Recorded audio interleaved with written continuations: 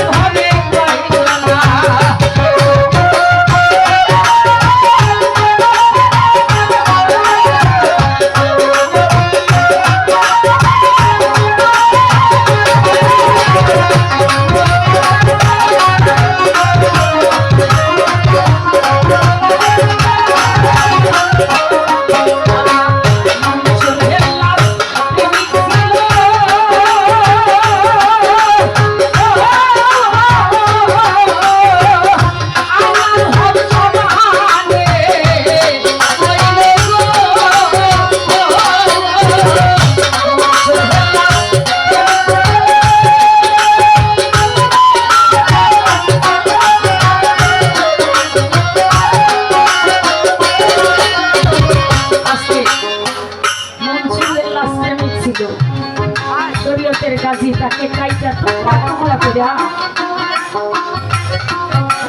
আগুনের মধ্যে জ্বালাইয়া ছাই কইরা বাতাসে উড়াই দিচ্ছে। তারপরে ওই ছাইয়ে আয়নাল হক করছে মুর্শিদের নাম ভুলে নাই। আমার অস্করণী পাগলা শুনছে দয়াল নবীর একটা দন্ত শহীদ হয়েছে। সে প্রথমে একটা দন্ত ভাঙছে, তারপরে মনে মনে ভাবতেছে আমার বন্ধু আমার দোস্তের কোন দন্তটা জানি শহীদ হয়েছে। এইভাবে একে একে ৩৫টা দন্তই ভেঙে ফেলেছে। ওই রকম প্রেমিক কয়জন হইতে পারে? আজকে মুর্শিদেরও দোষ ধরে ভক্তরা যে আমার দয়ালু ওকে বেশি ভালোবাসে, আমাকে কম ভালোবাসে, এরকম আছে না?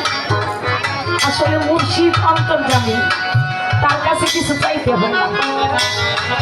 সে মুখ দেখলেই বুঝতে পারে কার কি লাগবে। সত্য একটা কঠিন বাস্তব কথা। আমার বড় ছেলেটা একেবারেই ছোট, আমার নুরুজ্জামান বাজান আমার তো কঠিন সময় কঠিন নিদান দিছে। এখন মালিকের দরবারে হাজার হাজার শুকরিয়া, মালিক আমাকে অনেক ভালো রাখছে।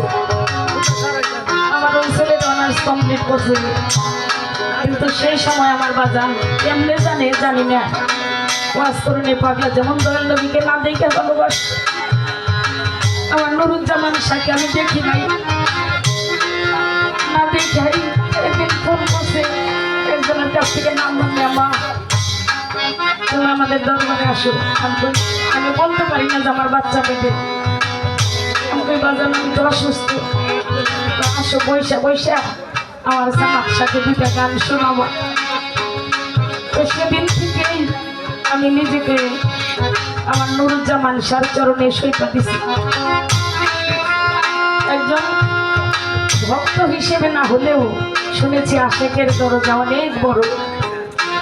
আমার খাজা বাবা যেন, আমার সামাদ শাহ যেন, আমার নুরুজ্জামান শাহ যেন আমার এই পৃথিবীতে আসি, এই পৃথিবীতে পর্দা নেওয়ার পরে বিদায় হওয়ার পরেও যেন তার চরণ ছাড়া আমাকে না করে, এটা আমার বাজানের কাছে আমার দাবি।